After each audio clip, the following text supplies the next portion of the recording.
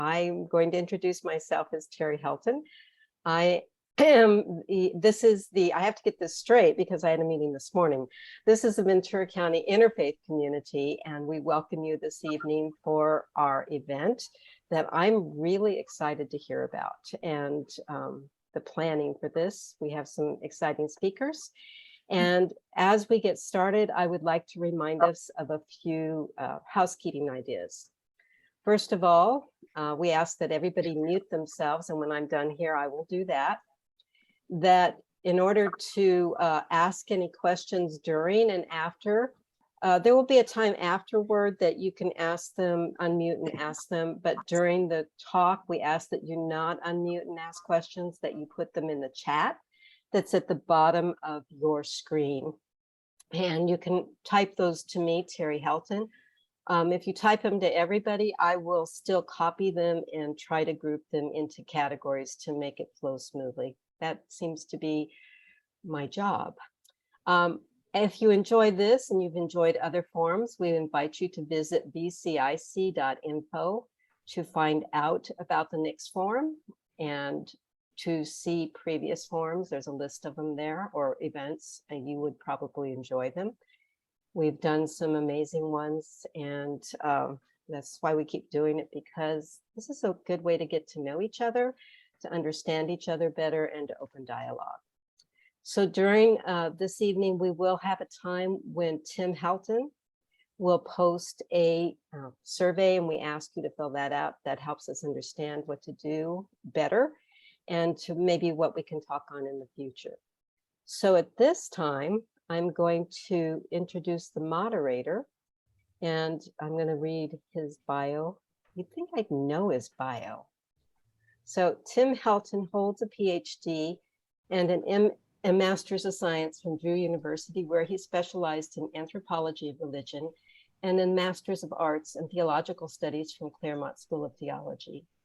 Tim's academic interests include comparative theology, Jainism, and Hinduism. He is a founding member of the Ventura County Interfaith Community and a member of Campus Interfaith. He has done field work amongst Jains in the United States as well as in India, both independently and in conjunction with the 2005 and 2009 International Summer School of Jain Studies. His dissertation compared the attitudes and their theological underpinnings towards consumerism amongst Jains and Christians. Most importantly for you to know, he is my beloved husband and my best friend, who I have not kissed for a week now. Oh. Here he is. I miss you too, babe. Theologians have a word for the topic that we're considering tonight. It's theodicy.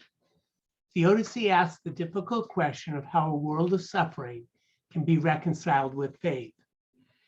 Perhaps the most common formulation of that question poses three ideas commonly held by the faithful theists and asserts that only two of those three ideas can be true in light of human suffering.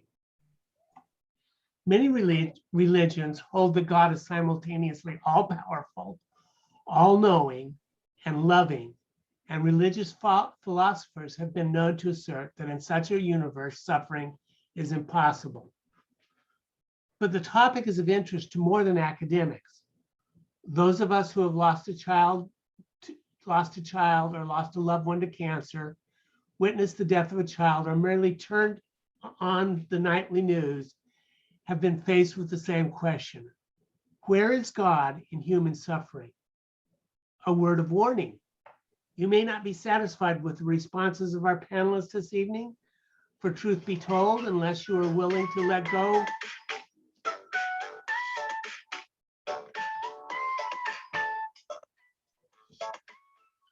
Sorry about that. A word of warning. You may not be satisfied with the responses of our panelists this evening. For truth be told, unless you're willing to let go of one or more of the three ideas about God described earlier, there may not be a satisfactory answer. Still, we hope that you will sense the deep compassion of the individuals who offer their insights. This evening, we have three panelists: a Buddhist monk, a rabbi, and an Episcopal priest. They will each speak for between 12 and 15 minutes, and they will speak in the order that their religious traditions were formed. Following these presentations, we will provide an opportunity for the panelists to ask questions of one another. But not to worry, you will have an opportunity to engage our panelists. So put your questions and comments in chat, and my lovely assistant, Terry, will collect and categorize them so that they can be addressed by our panelists. Our first presenter is the Venerable Thipo Rinpoche. Thipo Rinpoche was recognized as the 8th Thipo Tulku and trained in the Ganden Shartse Monastery. From 1975 to 1980, he worked at the Library of Tibetan Works and Archives in Dharamshala, India, and served as a special cultural advisor for the Smithsonian Institution Tibetan Library. In 1983, he moved to Northern California and has worked as an activist for the Tibetan cause in various capacities. As a founding board member of the Bay Area Friends of Tibet in 1983, a board member and co-founder of the Tibetan Association of Southern California in 1990, president of the Tibetan Association of Northern California in 1994, and as coordinator of the Tibetan Resettlement Project beginning in 1993. He currently lives in Santa Barbara and is co-founder of the Santa Barbara Tibet Summit. Thipo has an incredible life story.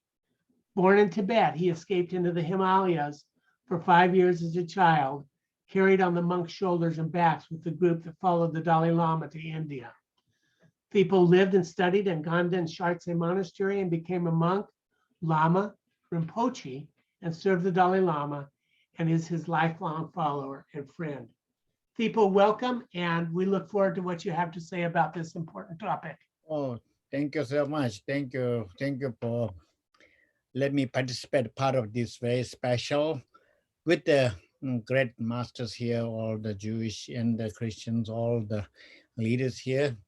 And I personally very fortunate to be in my life, in this life, to able to united to for the many different faiths together. Because you know, right now we talk about like suffering. Suffering is in our Tibetan Buddhism. We believe there's a human being realm, Deva realm, then there's Prata realm, 6 different realm categories realms, and human being realm is one of the most important, precious, where you get suffering, but still you can be learn, and you can be liberated, because we have a mixed opportunity. We have a lot of suffering.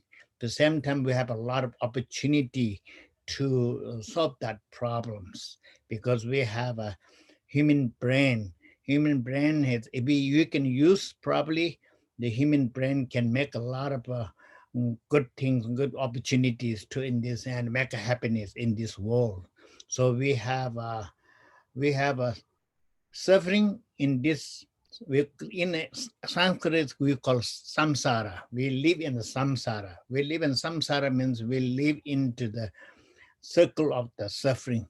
But same time, because of our brain, because of the independent, all this, all connected through our wisdom, through our many different ways to spiritual guidance, we can have to understanding to all human beings be our brothers and sisters. This is very important for the Tibetan Buddhism philosophy to generate. We believe reincarnated, we believe a rebirth. So we believe every human being, every all sentient being being a part, one time be your mother or father or family, part of your family. So that generation bring you the all peace, because we understanding there is no matter we are live in different places, or no matter you are Jewish, you are Christian, Buddhist, or non-believers, so it doesn't matter. We all are one family, and we live in this samsara, in this world, one So that's what we Tibetan Buddhism believe. This samsara is a very important because it's we have suffering. You don't have a suffering, we will be not. There's no necessarily be a healing part of the something. We have all this part of that because of the suffering. Because of suffering, that will be make you understanding your human value, make you understanding and also reality of your life. And if you, that's why we call, for example, for my personal life, like you already explained, I was born in Tibet. I was little, 5 years old. I was exiled in India without parents. I was almost like a grown up with my teacher and with the monastery without any family, and also a different world in India. India at one time is very different than Tibet. Tibet, where I was grown up, is very cold. And when I reached India, where I was the first time reach India, the place is very hot, like 120 degrees. So physically suffering, mentally suffering, but because of the, I have the good teacher who teach us how your spiritual, and you make your energy strong and make your understanding of the human life, and not only us. When we think compare when I every time we have to have some problem, we all of us compare to some other problems, those are worse than us. So we are lucky.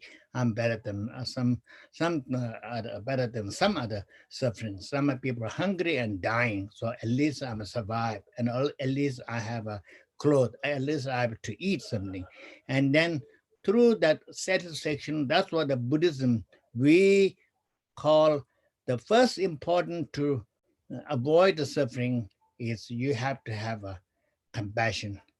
You have to have a kind heart. Second is very important. You have to have a satisfaction. The satisfaction is the most important in our life. If you have a good satisfaction in your life, no matter what you have, anything what you get it, you feel happy. If you don't have it, you're not going to force yourself, and you're not going to be force yourself to be. I need that. If not, and you'll be angry or suffering, and or like a jealousy or all these kind of things. It go put in other side. So try to according to the Buddhist practice. First number, we have to have a compassion. That is I already told you, all the mother sentient being be part of your family. That means you have to generate the love and compassion to all sentient beings. The second thing is, wherever you live, whatever you do, satisfaction is very important. In this world, everybody cannot be same life. Some people will be very rich, some people will be poor, some people will be a lot of problems, but still we can dependable, everybody connected together and solve that problem. To solve the problem, you have to have the connection with all understand of all human beings, understand of your family, brothers, sisters. That's what we generally make your energy be strong. And then once you have energy strong, then you can have you can have a time and breathe to solve that problem. If you don't have this energy, strong energy, then the suffering will be dominate on your brain, and then you will feel out of the luck, and you feel like a hopeless. So Buddhism philosophy, there's no hopeless. Everything has optimistic. No matter whatever you're suffering, it is not permanent. We believe impermanent. We believe dependable. We believe impermanent. Impermanent is a very important to understanding of the how you're to be out of the suffering. Anything you're suffering, you have to find a cause, and you have to find how to be solution. Not be angry or not be mad or not be like you're depressed. You have to find some solution. And also we believe in karma. Karma, there are certain things, no matter what you do, you still cannot avoid. Those kind of things, what we believe is karma. Karma is a part of our cause and effect. So your past life or even your early life, something will be caused, that will be affecting your life. This is why we call karma. So karma is very important, but a part of our suffering, understanding of the suffering. And also you have to have a satisfaction as part of your uh, solve the problems. And also you have to have the generate for the compassion, which is not compassion means just, but also we are very important. It's compassion. Sometimes people thinking compassion means you just live by yourself and feel like a love to somebody. That's not good enough. We have to take a responsibility, individually responsibility to make this uh, peace. To make a peace, first individually to the friend, from the friend, the family, family to friend, friend to the community, community to society, and the nation, nation to the world. So that's why we call very important that spiritual or community to together understanding and respect and to make people not confused. And that's what very important. I really realized this interfaith community is very important to make the how we can work together and make that a better world. Peace. That's what I believe. So my what I will say in our community, our Buddhism, we respect all whoever believes. We believe. We don't expect everybody to be a Buddhist. We don't believe everybody being. That's why we believe all enlightened. Enlightened doesn't necessarily become a Buddha. Enlightened means be a pure enlightenment, pure insight, your understanding a clear light. So that's how we, in this world, so much suffering, so many traumatized because there are so many problems. But in the faith will be the one main key to solve this kind of the problem, which will be affected through the childhood. It's very important.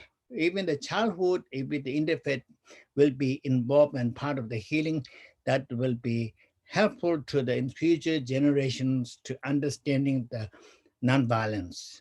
Nonviolence, understanding is very important than the power of the nations or these are the very powerful. But if you people doesn't have the understanding of the generator of compassion and the peace, then the world never going to be peace. So to do that, I believe, strongly believe, all the interfaith, which had a very important role to make that connect and make the peace in this earth. And we also believe it's optimistic. This means the world could be peace. More better, 100%, they're not going to be peace, impossible because we live in a samsara, but it will be better world, more peace, and more less confused. Because we don't want to be all this religion in different sects, people can get confused and get stuck in their mind individually, and that will be make you generate more suffering. So that's why the interfaith will be put together, make that make that negatives go away, and everybody be understanding how important of the life, reality of your life, and how important of this world will be. We individuals have the responsibility, and that will be helpful. So that's what I believe. Thank you. Thank you, Thipo. So appreciate those words. Karma, the importance of satisfaction, the importance of compassion. Our next speaker is Rabbi Michael Locker, is a second career rabbi, having been ordained at age 55 from the Hebrew Union College Jewish Institute of Religion. He is a physicist who spent his first career in alternative energy, focusing on wind, solar, and geothermal energy. He holds undergraduate degrees in physics from Queens College in New York City and from the University of Illinois. Prior to his ordination by the Hebrew Union College, the Reform Movement's Rabbinic Seminary in 2003, he received his Master of Hebrew Letters degree from the same institution. An entrepreneur, he started a number of alternative energy firms, including a wind power development company that installed and operated wind farms in Hawaii and California. He is widely published in the alternative energy field. He is presently Rabbi Emeritus at Temple Naramie in Camarillo, California, the Scholar in Residence at Temple Adat Elohim in Thousand Oaks, and the Community Rabbi for the Jewish Federation of Ventura County. He is a member of the Central Conference of American Rabbis and the Board of Rabbis of Southern California. His interest and participation in interfaith dialogue stimulated his rabbinic thesis entitled Azer Knegdo Toward a Theology of Jewish-Christian Partnership. He is a sought-after speaker at synagogues, churches, and campuses. In June 2014, he offered the opening prayer at the United States House of Representatives. Welcome, Rabbi Lotker. We look forward to what you have to say. Thank you. And I am going to jump right into a PowerPoint presentation. So I'm going to ask if you can see the PowerPoint. Yes. Okay, good. So theodicy is a driving element in my life, and probably the reason that I became religious and the reason I became a rabbi. Some of you know my family history. My late wife had a disease called Huntington's disease, which is a genetic disease, horrible disease. She was in a nursing home for 12 years. I have a daughter now who is also in a nursing home. So the question of the evening, how to reconcile God with diseases and with evil, is a driving element in my life. And it's fair to say one of the many things I'm obsessed with. So there's two problems of theodicy. One is evil and one is tragedy. The evil one is actually perhaps more troubling, but not theologically difficult, at least not for me. The evil is simply a consequence of human free will. The question I sometimes get asked is, where was God at Auschwitz? It's the wrong question, in my opinion.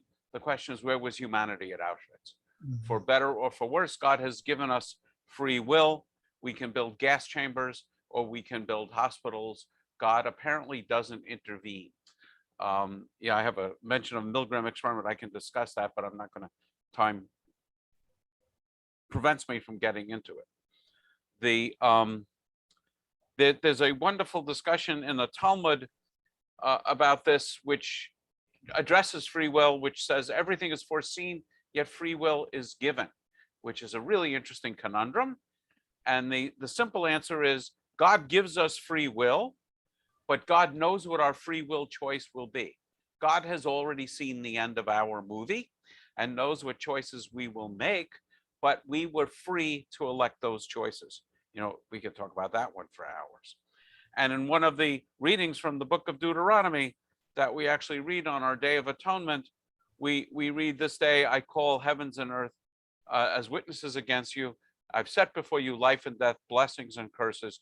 Now choose life that you and your children may live." So it's very clear, at least in this mention in Deuteronomy, that we have free will to choose life and blessings over death and curses.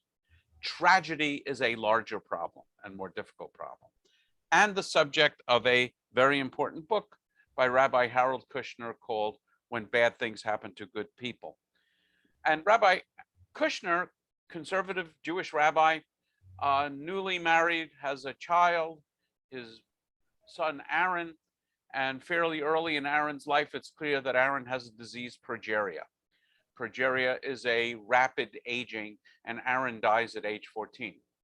So Rabbi Kushner is faced with the problem, with the question, how is it possible that this happened? What is it that Aaron could have possibly done that would cause a all-powerful God, an all-good God, an all-just God to allow this to happen? So he struggles with this, and as I have struggled with this, and I will say that my answer to this question is very similar to his, and it is a Jewish answer. It is not the Jewish answer, and I'll mention some other Jewish approaches. And also, the name of the book is "When Bad Things Happen to Good People," not why bad things happen to good people. So in very much the way that Thipo was saying, one of the issues is how we respond to, in this case, tragedy, rather than trying to explain why the tragedy happens in the first place. It's also not when good things happen to bad people, which is an equally annoying problem for many of us. So I'm going to actually get into detail what Tim introduced at the beginning. And this is, the logic that Rabbi Kushner uses and another Rabbi Ed Feinstein uses in their analysis. So according to the rules of logic, this now is not yet theology. This is simple logic. At least one of these three statements must be false. God is all good and all just. God is all powerful, and bad things happen to good people. If God is all good, all just, and all powerful, then injustice can't take place, namely bad things can't happen to good people. So I would submit, following these two rabbis, that your theological take on this question depends on which one of these things you think are false. By the way, they could all be false. By the way, if you don't believe in God, none of this is a problem. To slightly paraphrase the common phrase, stuff happens. And there's no logic, there's no order, there's no judge, there's no justice. It just happens. So if there's no God, we shouldn't expect anything in the way of justice. But if there is a God, we need to struggle with this question. So I'm going to first look at item number one. God is all good and all just. How can that be false? One way is the God of the philosophers. The Greek philosophers thought of God in terms of the unmoved mover, the God that set things in motion. I talk a lot as a scientist about a ordering intelligence in the universe that I refer to as God, and you can refer to as the laws of physics. But the laws of physics have nothing to do with goodness and justice. They are just there.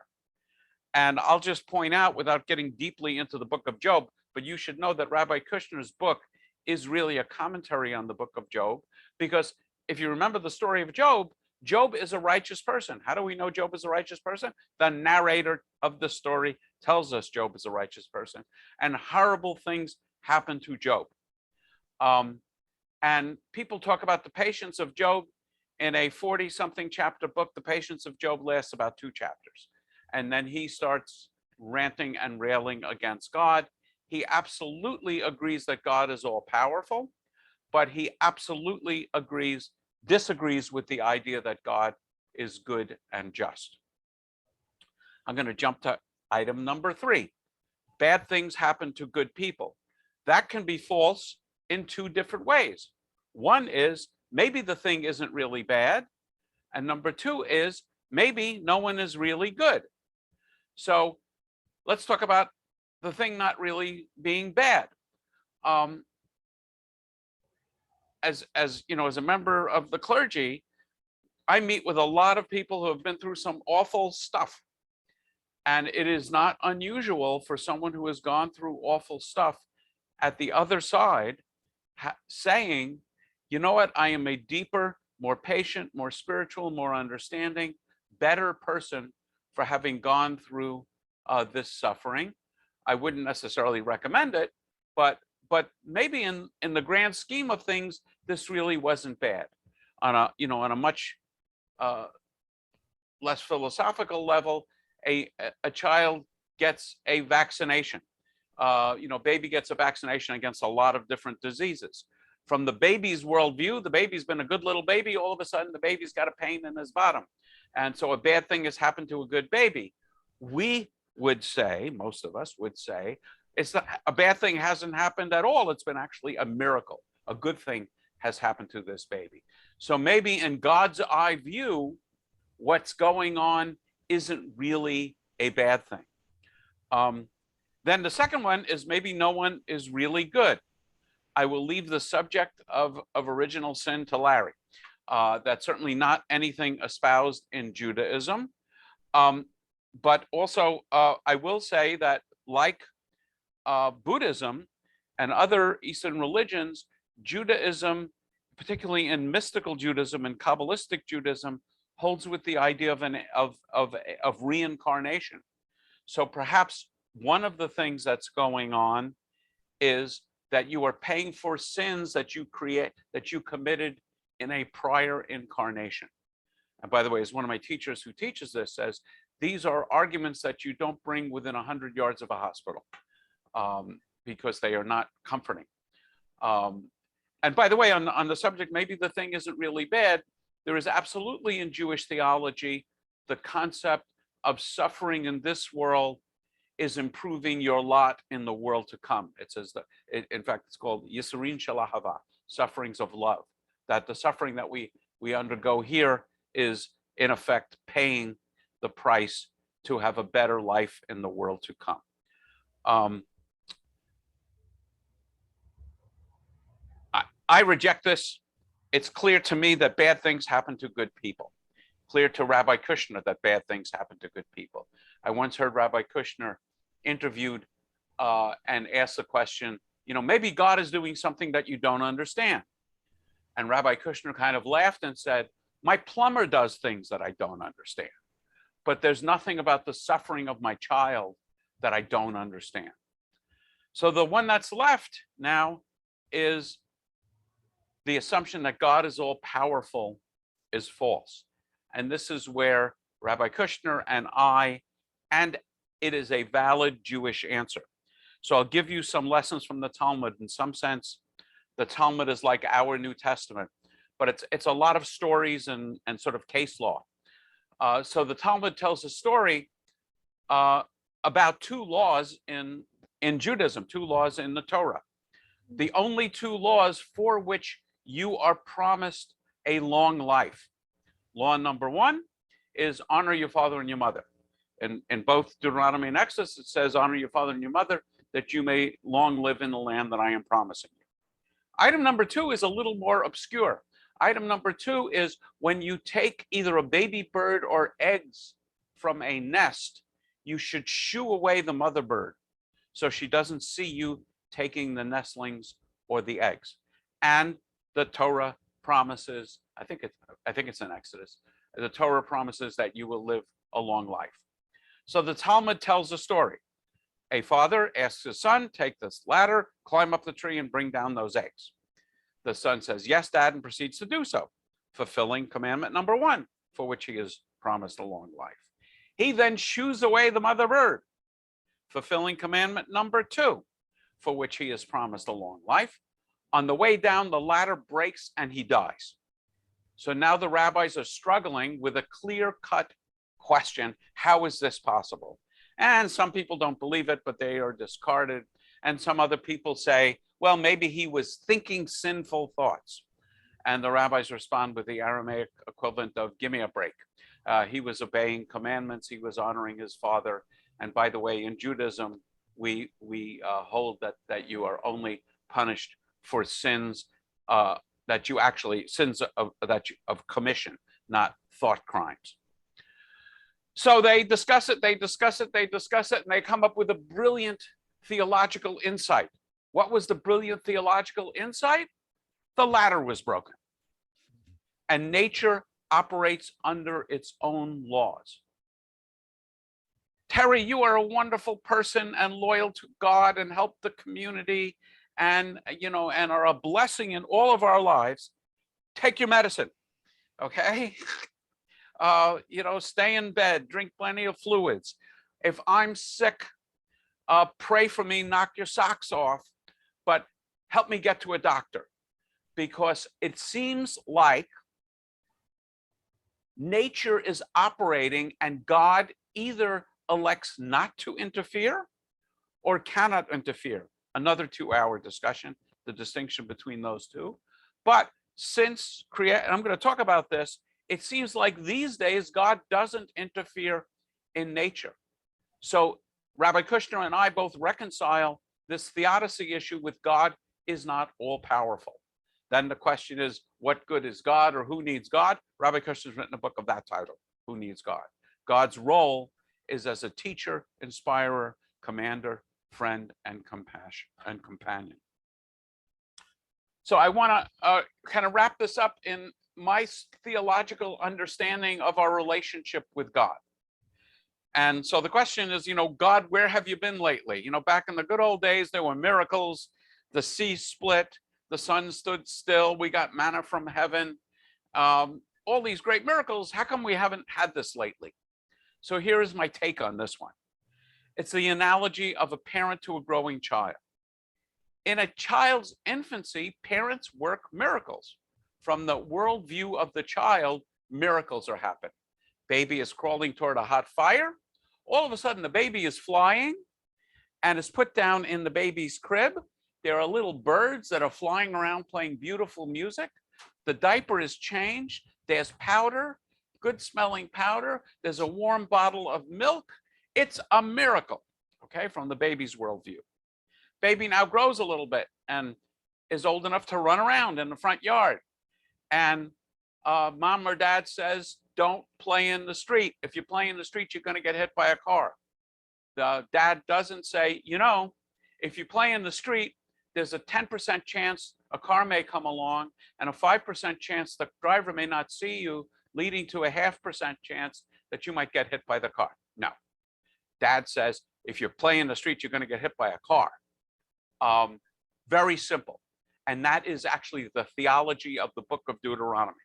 If you read the book of Deuteronomy carefully, it's very clear. If you sin, horrible things will happen to you. If you obey God's commandments, wonderful things will happen to you. And it's clear cut, with the only minor problem is that it's clearly not true. Child now grows, adolescent. The comment is, because I'm your father, that's why. I remember my son, who was studying acting, shortly after he got his driver's license, was invited to join an acting group in Hollywood. So driving from, Westlake Village, Thousand Oaks to Hollywood on weekday evenings, because all these, starving actors had day jobs. And so he was anxious to do this. And of course I said no. And, I explained all the reasons. Now, do you think my son said, thank you, Father? I didn't quite appreciate all of the good thinking and logical inference and the possible hazards to my well-being and life that you, through your wisdom and skill, appreciate. And I'm so happy to have you as my guide. No, he didn't say that at all. The discussion ended with the comment, because I'm your father, that's why. Now my children are adults, at least chronologically, and I can't work miracles in their lives anymore. Occasionally I can write a check and it seems like a miracle, but as we all know, that really isn't a miracle. So let's see how this relates to God. In ours, I believe the record of the Bible and these miracles are the memory of our spiritual infancy. We have memories of these fantastic miracles going on. As I mentioned, the toddler, if you do this, then that will happen to you. That's the book of Deuteronomy. Book of Deuteronomy is quite simple, but clearly not true. Adolescence is the book of Job. Book of Job, long book. Job complains about these horrible things happening to him. Job's friends come along and patiently explain the book of Deuteronomy to him. They say, you must have sinned, repent for your sin, and then God will forgive you, and good things will happen to you. And his wife actually says, reject God, which is a whole other interesting subject. In the final analysis, Job demands that God show up in the trial of Job versus God, where God is defendant, judge, and jury. And lo and behold, God does show up. And in a speech that lasts several chapters, which is very powerful, God basically explains, I'm God, you're not. Where were you when I created the universe? Where were you when I, put water in the sky and the sheep's, making more sheep and all these things? Basically, how can you possibly hope to understand me? And Job is satisfied. We may not be satisfied, but Job is satisfied. But very importantly, God adds one more comment, which is to say, your friends are wrong. Simple Deuteronomy doesn't explain it. He doesn't go on to resolve it, but he at least adds that. So, and today, I don't look to God. This might be different in different religious movements. I don't look to God for miracles. I don't look to God specifically to violate laws of physics and chemistry. But I do look to God for wisdom, for caring, for bringing me into community, for inspiring people to work on diseases like COVID, like the Huntington's disease that affected my wife, and helping us solve the problems of the world. And the shared wisdom, love, and caring is what's central. So I just want to comment about religious wars. And we often hear that religious wars are the worst. It's actually just not true. Wars that really are political and about power and land killed far more people than religious wars. People talk about the Inquisition.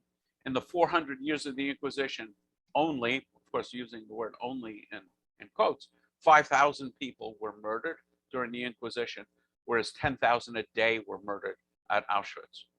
If you're interested, this is a book I don't recommend you give to your friends. It's called The Great Big Book of Horrible Things, and it documents the worst atrocities in history. And total deaths attributed to religious conflicts are less than 20% of the total. So my bottom lines are, I believe in a God who gives us free will to do good or evil, to build hospitals or gas chambers. That makes us partner in completing creation. When it says we are created in the image of God, I believe that means that God has not created a perfect world and turns over to us the job of perfecting the world. I believe in a God that doesn't interfere with the laws of physics. If some idiot shoots a bullet in the air, the path of that bullet is determined by my old career, physics, not my new career, religion. The bullet doesn't somehow pick out the worst people milling around in the crowd to strike. And I believe in a God that teaches us right from wrong and begs us to do good and make the world more like the one God intends. And I believe in a God that instructs us to be as brief as we possibly can. And so I will conclude. Thank you, Rabbi Lotker. You got a couple of interesting comments in the chat, so have a look at them. Oh, I haven't looked at them. Yeah, our final presenter, the Reverend Larry M. Brown, has been rector at Trinity Episcopal Church in Fillmore, California since 2010. Prior to that, he served as a priest assisting at St. Stephen's in Santa Clarita, the Church of the Epiphany in Agoura Hills, St. Augustine's by the Sea in Santa Monica, and St. Patrick's in Thousand Oaks. He is also bivocational, currently serving part-time as the Chief Information Officer at Delphi Digital and Chief Technology Officer at Hamzai Analytics LLC. Prior to that, he spent over 20 years as a software engineering manager with Unisys, you may know it as Burroughs Corporation, before serving as Chief Information Officer at the Electronic Clearinghouse, now part of Intuit.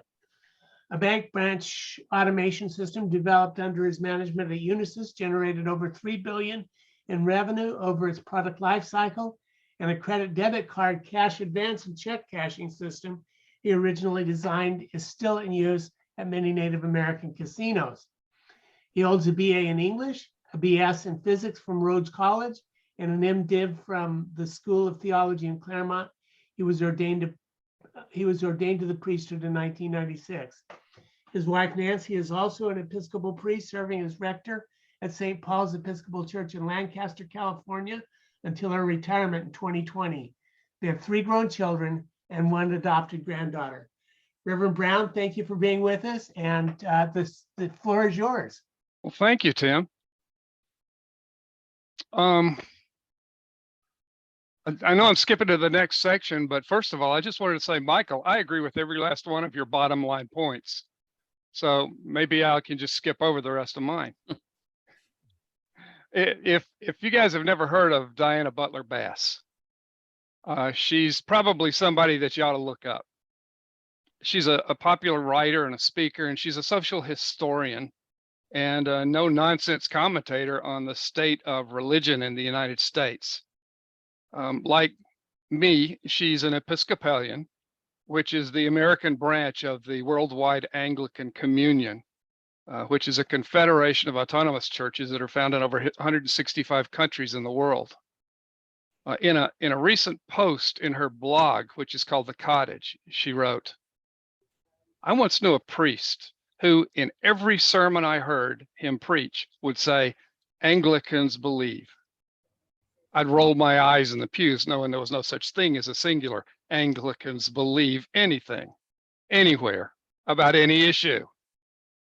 Whenever the words the church teaches, tradition insists, scripture is clear, or the Christian consensus is, when these words are ever uttered, I suggest a spiritual practice for discernment.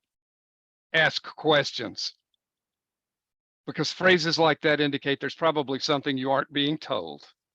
A richer, more diverse and complex story, one that typically includes power and sin. Such veiled nostalgia is usually the product of someone else's hankering for an old order, one that probably never existed in the first place.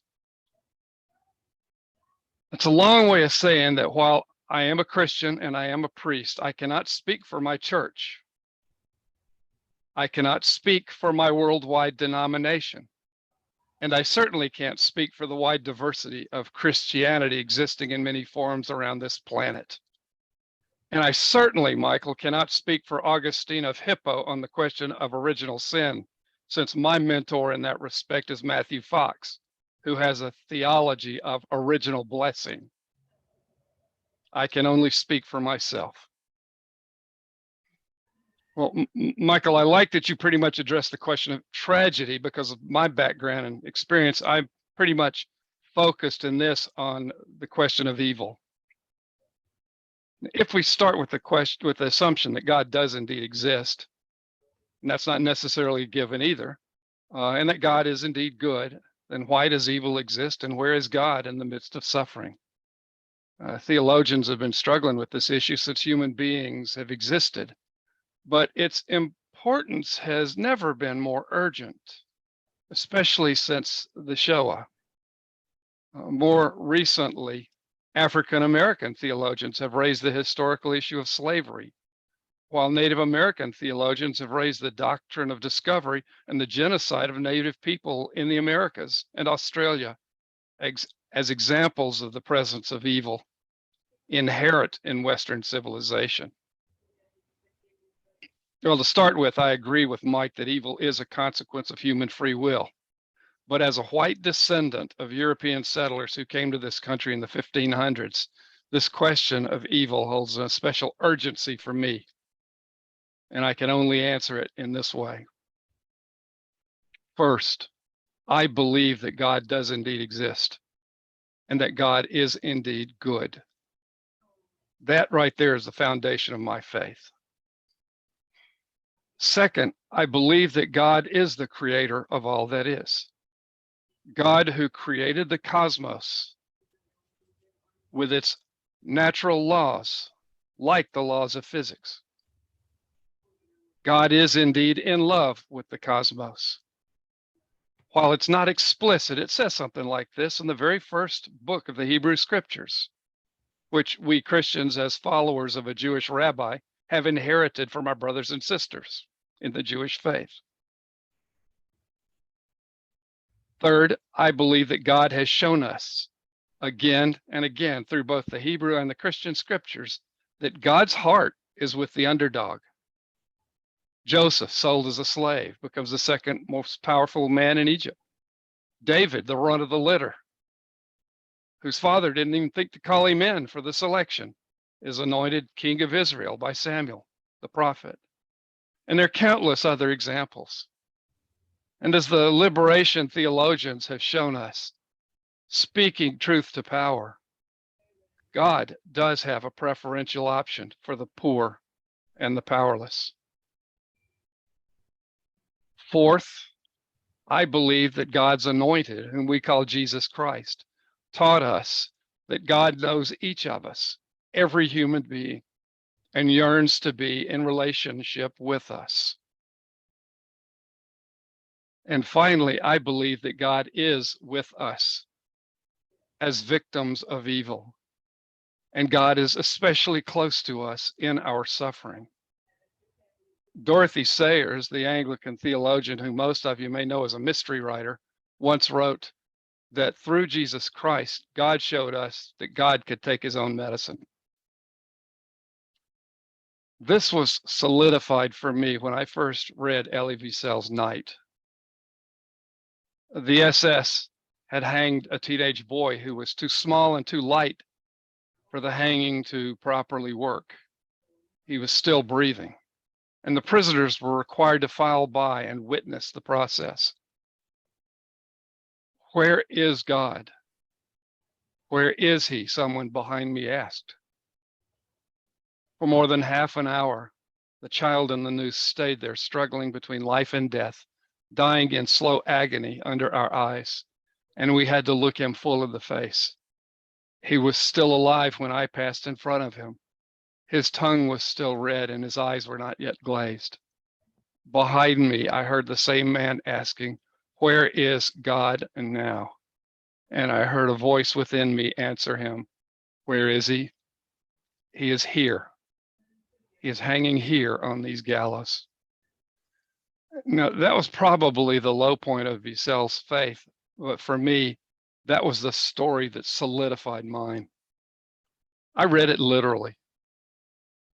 I believe that God is always with us, intimately with us, that God loves us, and that God literally was hanging on that gallows. Just as God shares our joys, God shares our suffering. And whether it is a result of evil or the result of tragedy, the results are the same. God is with us, and God suffers with us, but God rejoices with us also. And God teaches us through this. Now, that's not an easy faith, but it has sustained me through loss and through times of suffering. And it's also instilled in me a fierce desire to see justice done and the autonomy of every human being respected and honored. And that is my answer to the question. Thank you. Thank you very much, Reverend Brown. Well, gentlemen, we have a few minutes that I promised we would allow you to interact with each other. And maybe you have questions for one another. Maybe you have an appreciation you want to express towards one of the other speakers. So we'll give you just a few minutes. And while you're doing that, we'll just ask the audience to put any questions or comments that they have in the chat. And in just a few minutes, we'll take the audience's questions and comments. But Reverend Brown, Rabbi Lotker, Thipo Rinpoche, the floor is yours for now. Yeah, it won't surprise you that I have lots of questions. So for Thipo, Yeah. my understanding, and I'm sure it's very simplistic, of Buddhism is connecting suffering to expectations and reaction to suffering as the issue rather than the suffering itself. And it actually occurred to me, some of us are going through a heat wave and we're suffering because the air conditioning isn't working. Well, 100 years ago, we might acknowledge that it's hot, but it wouldn't be horrible that the air conditioning isn't working because there was no solution to air conditioning. You take your adolescent kids or young adult children on a trip, to a national park, and there's no cell phone reception. Or God forbid the cell phone towers are down. That is suffering. Well, most of us in this room 30, 40 years ago would not recognize not having cell phone service as being suffering. So am I getting that right? That the issue isn't so much suffering, but your expectations? And you said it, I think, quite eloquently. For some of us, having to scrimp and not eat out at a fine restaurant every night is makes us unhappy. for someone who is literally starving, the kind of food that most of us in this room eat would make them thrilled. So and you said that quite eloquently. So I just want to know if I'm reading that correctly, that it's Yes, more a yes. matter of expectations than. I mean, right now, these days, modern phenomena developments, now a lot of suffering is we call luxury suffering. It's luxury suffering. Luxurious suffering, yeah. Yes. It's not the real suffering, because that's why I told you the satisfaction. Mhm. Satisfaction is main key, because before, for example, before my experience, I do have an iPhone. Before I do it, the first iPhone when I was so excited. It works so well. It has a prayer. I can download the prayer. I can do everything's perfect. Then once come 10, 11, 12, and then I'm getting suffering. I need more, better one, bigger one. So there's no, then that's luxury suffering. We don't call basically real suffering. But that's why I think, of course, if you have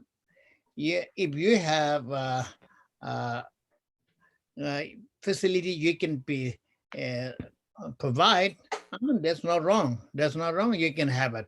How many cars you want, whatever you want, sexually you want. It doesn't hurt for anybody, and also maybe help for the economic. That's okay, but it's not your mentally pressure to make the suffering and to make you unhappy. That's why, because some people, unfortunately, sometimes I don't know here. Sometimes small town, the neighbors, if a good friend, they're all very friendly and almost like the same family. Suddenly, some of families member go to America and somewhere else, and they're sending a lot of money, and then that family got a lot of, they build a big house and a new car, and the other side doesn't have any family, they still remain poor, and then they're getting suffering, and that's what we call a satisfaction, and also greedy. I mean, greedy is one of the, we call it the most dangerous in our life. The greedy will not stop anything, your happiness, your suffering, and they may build up your suffering. The greedy will make you increase your suffering. So we have to recognize your capability. You have to recognize how you are happy.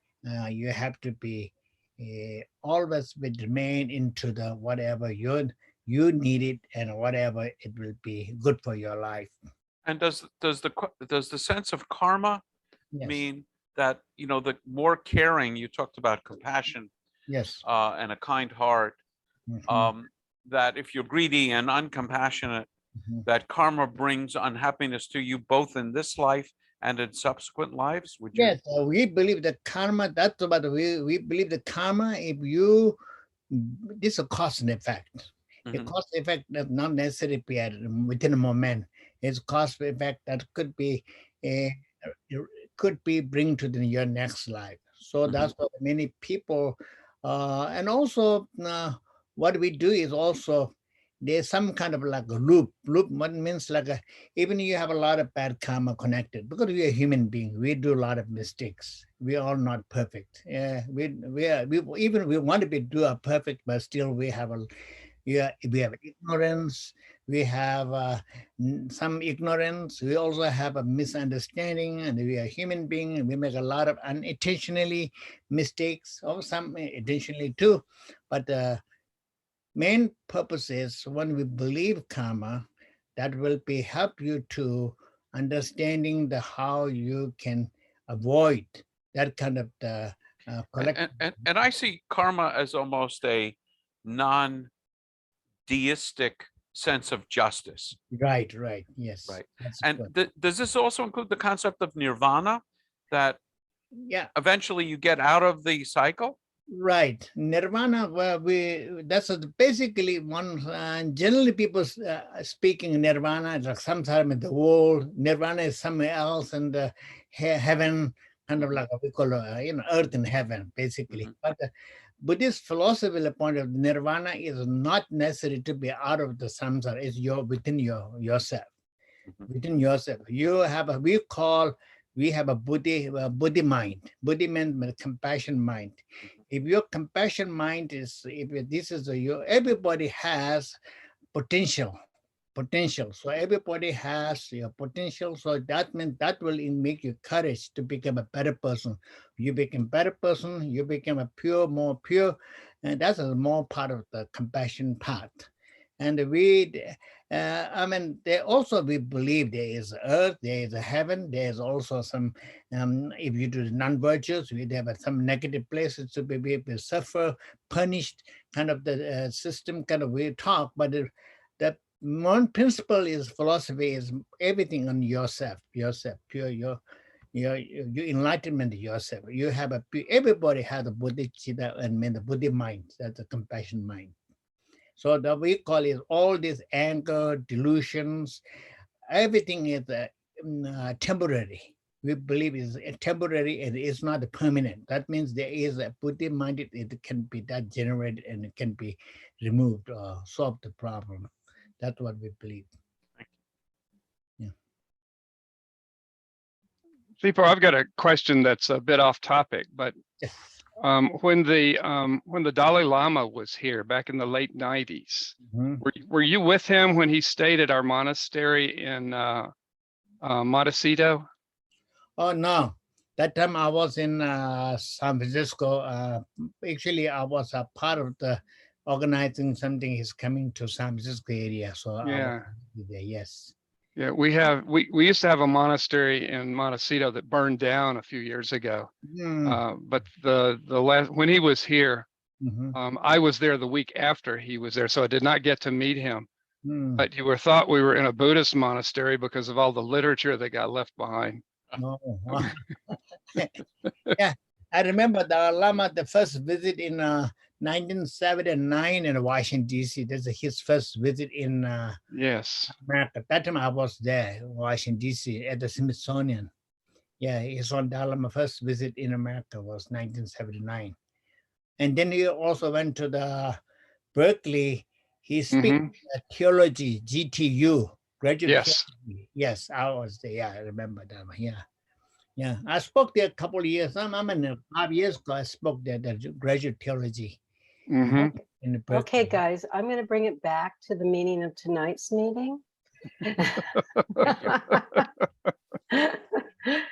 So, and while I'm here, Reverend Brown, somebody asked, and they would like to know the author's name. If you could put it in the chat of the author you started with. I'm doing it right now. Thank you. Do you have questions for each other more than for historical purposes here? Mike, do you have any of Larry? Oh, of course I do. I would ask Larry. First, I don't know the reference. You made this reference of God being in love with the cosmos. Oh, God saw his creation and it was good. God saw that it was very good. And then in the Christian scriptures, Jesus says, that basically I am God's love. So that's a particularly uniquely Christian perspective. Yeah, but I don't understand that. I mean, I do know God says some things are good, some things are very good. Nothing's perfect. Right. And by the way, the first thing that's bad is in the next chapter, and that is loneliness. Okay, so the other thing, you talked about this beautifully poignant image of the comment of God is hanging on the gallows, and the connection with Christianity is obvious. But there is a lot in the Hebrew Bible, and there's wonderfully interesting historical reasons for this, of God and the tradition identifying with the underdog and the widow and the stranger.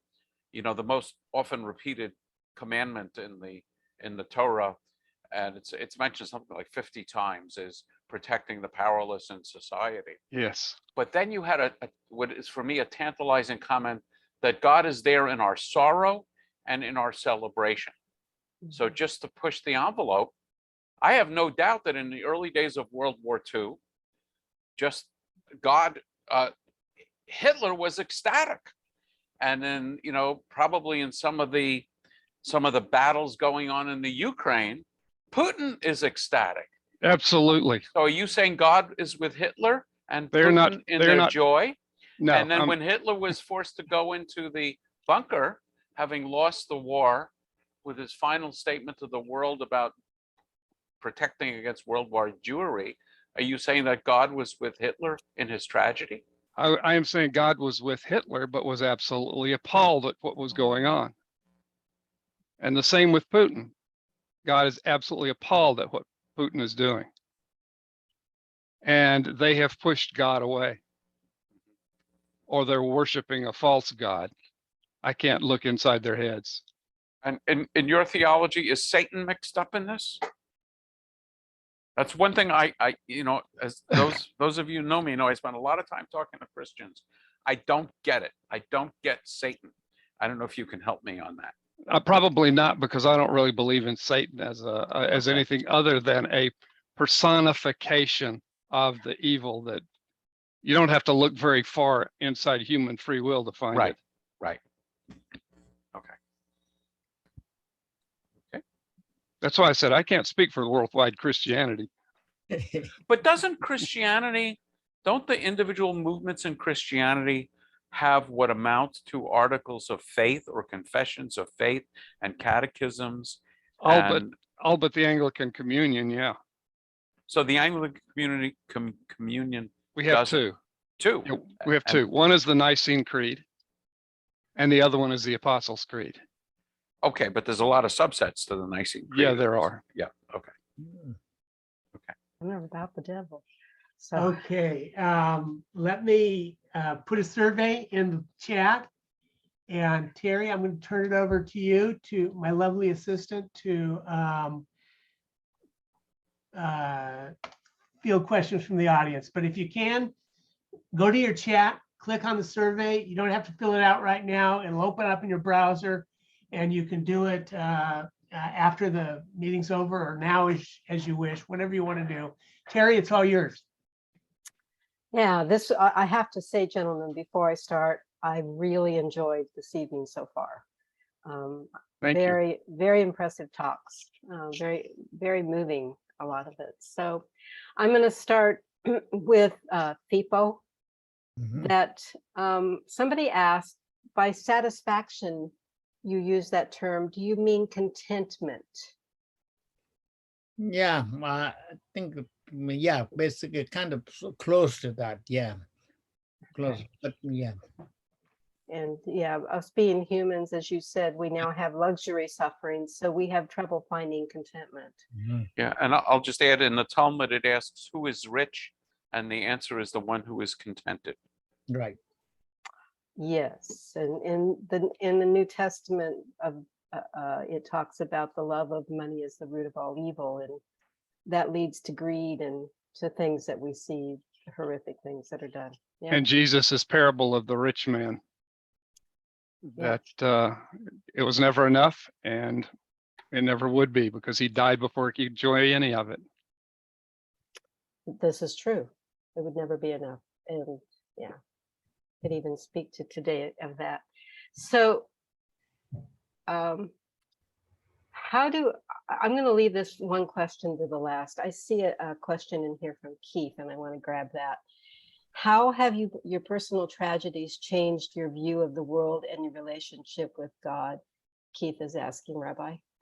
Yeah, very much so. I have no doubt that had my late wife, not had Huntington's disease, I would still be a happily, gainfully employed physicist working in the alternative energy field.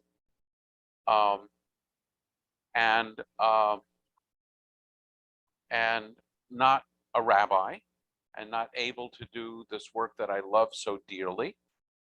And I would hasten to add, to answer the question, is it worth it? And the answer is absolutely no. I would rather be a shallow physicist, gainfully employed with a live, loving wife and children without this illness hanging over them.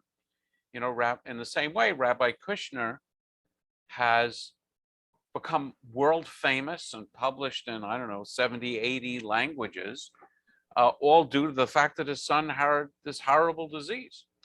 And well, he was already a rabbi, but I'm quite sure that if he had the choice, would he, be an anonymous, run-of-the-mill conservative rabbi rather than this world famous inspirer?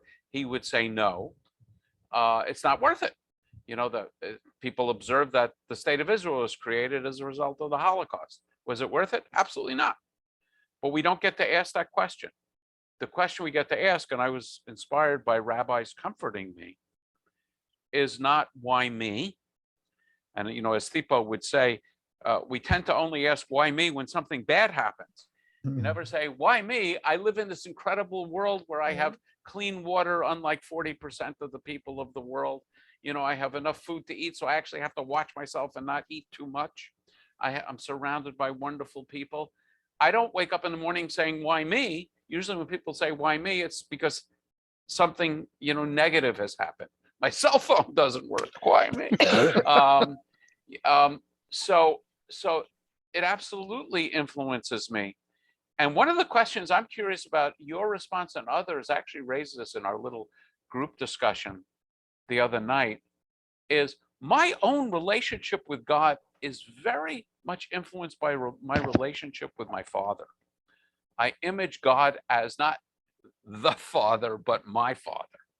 And I'm always curious when I talk to people about God, and particularly people that have real hostility to religion and God. I'm always interested to know what their relationship is with their parents. So that's almost more on the anecdotal level. But another thing to add, and then I'll try and shut up. The smartest thing I've ever heard, most brilliant, insightful comment I've ever heard was not from a rabbi, but from the mother of a rabbi. Helen Tolushkin of blessed memory said, the only people I know that don't have any serious problems are people I don't know very well. You meet someone at a cocktail party, how are you? Great. How are the kids? Great. How's things? How's the church? And so on. Things are great. When you get to know anyone on any level of depth, you realize that there is no life that is untouched by tragedy. And one of the things that I discovered as an adult, I suffer from adult onset Judaism. One of the things that I learned as an adult was how comforting my community was. As I was going through the death, the illness, horrible illness, long-term illness of my wife, not only God, but God's community was necessary. People criticize religion as a crutch, but if you've got a bad leg, a crutch is a wonderful thing to have. So I will try and shut up now. No need. Thank you, Mike. And it is true.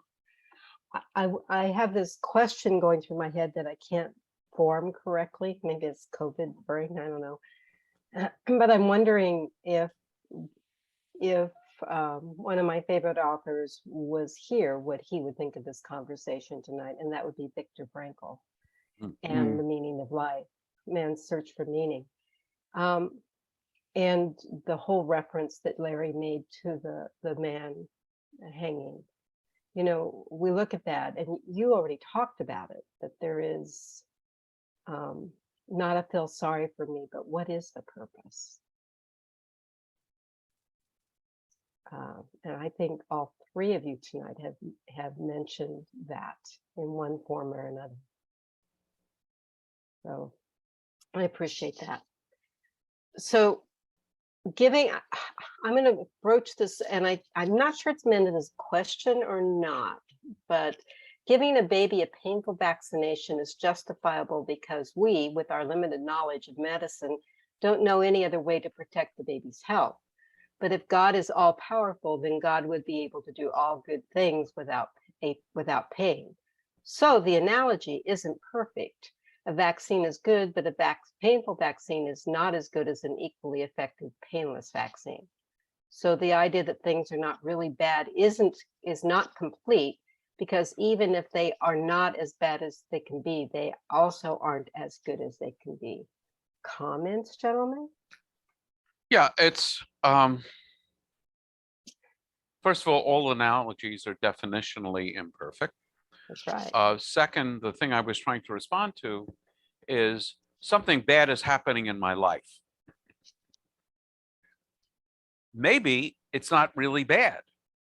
Maybe in the grand scheme of things, it's a good thing. You know, I'll use another example.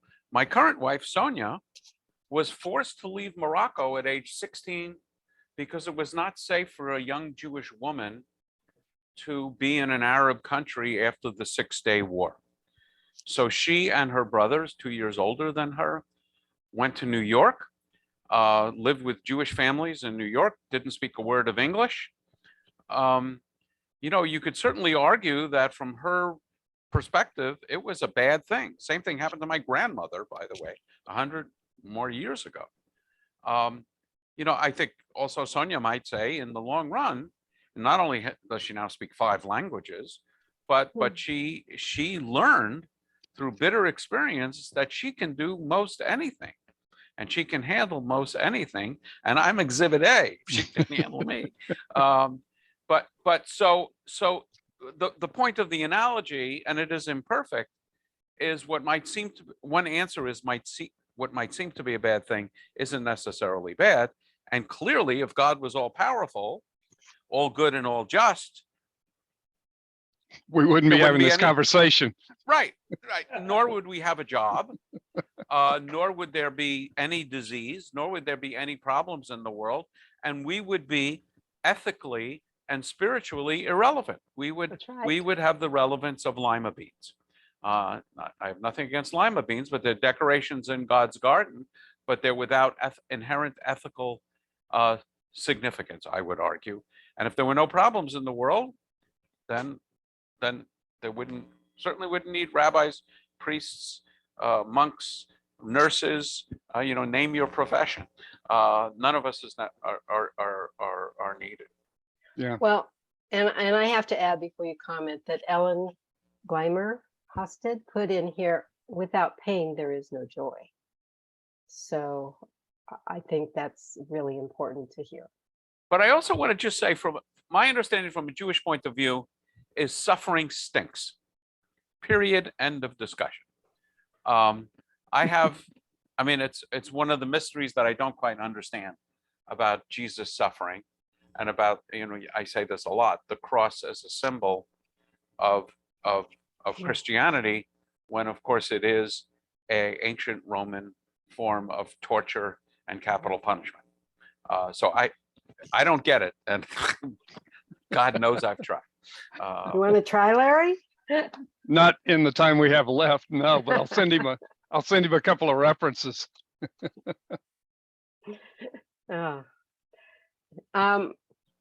I do have, I was thinking about this as you were speaking, Mike, and then it throws me back to the whole idea with karma. In the Buddhist religion, you are reaping your own pain, your own, what you've meted out to other people, correct? So in Christian, and it sounds like what you were talking about Jewish, it was questioned. When a person sins, when something happens bad to a person, you brought it up, but I'm not sure we clarified. Can it be the sin of his parents that he is reaping? Or is it always his or her own sin? No, in Judaism, it's certainly your own sin. The commandment seems to say that the sins of the parents and grandparents of the 4th generation can affect children, but then it says to the 1000th generation overrides that. And the prophet, I think it's Ezekiel, makes specific reference to this. So in Judaism, you only pay for your own sins. You know, people have noted that if you have been abused by a parent as a child, you're more likely to abuse your own children. So in terms of psychology, that may be some truth in that, but no one can sin for me, and no one, now thinking specifically of Christianity and Jesus, no one can atone for my sins other than me.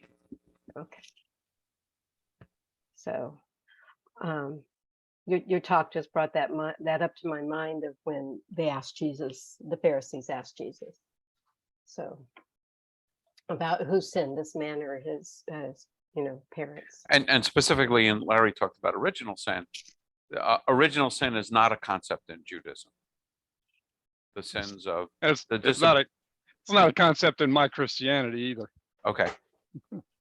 Not in his particular Christianity, right? That's right. So, okay, so now I'm going to go back to Thipo, because we know you represent one form of Buddhism, but how do other forms of Buddhism compare to yours? And I knew this was going to be a big question, so I wanted to give you some time to that. Oh, no, Buddhism, I mean, they have many different schools. Many different schools, they have because of different lineages from different teachers. But the same message, they're all the same. There's nothing big difference. But the way they practice, where they do a lot of things different because of the individual, the guru lineage. We call a lineage. There are different schools. They have a lineage. The lineage have a different style, different. Then they want to keep their own lineage separately. So that's why people who follow that. In generally Tibetan, we have we call like 6 different schools.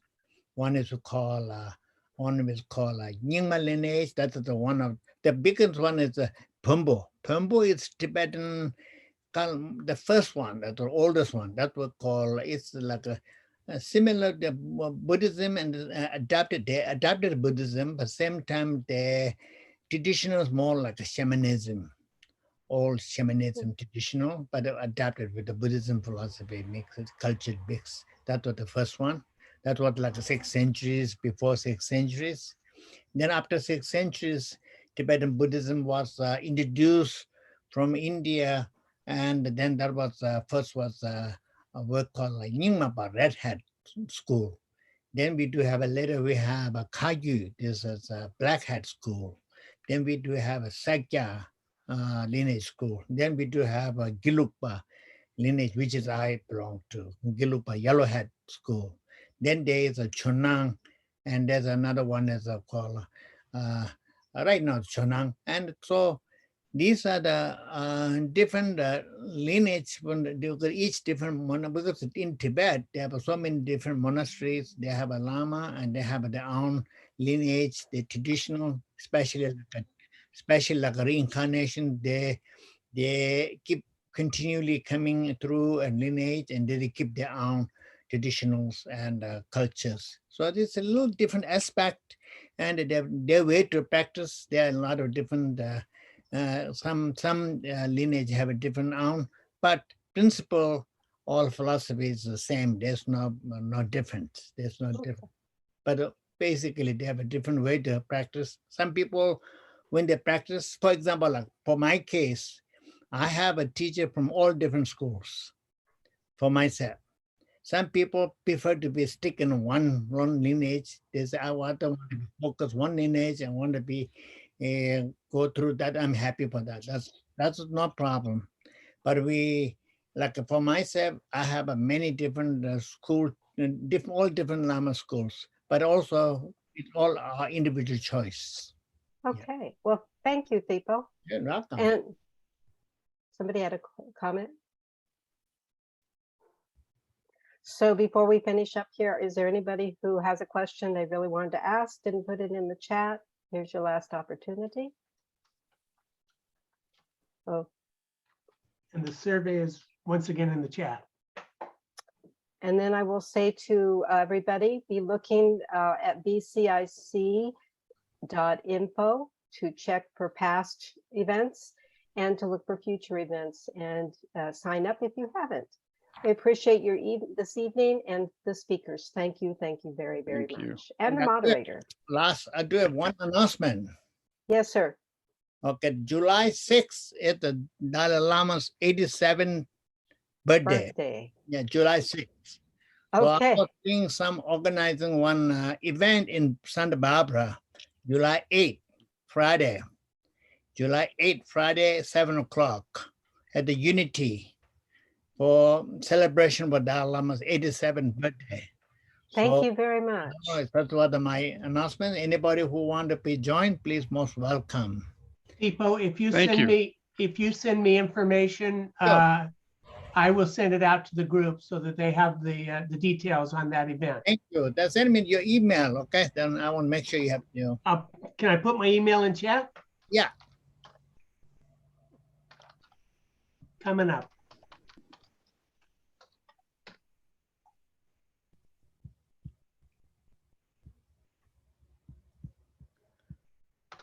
Okay, it's in chat for you, Tipo.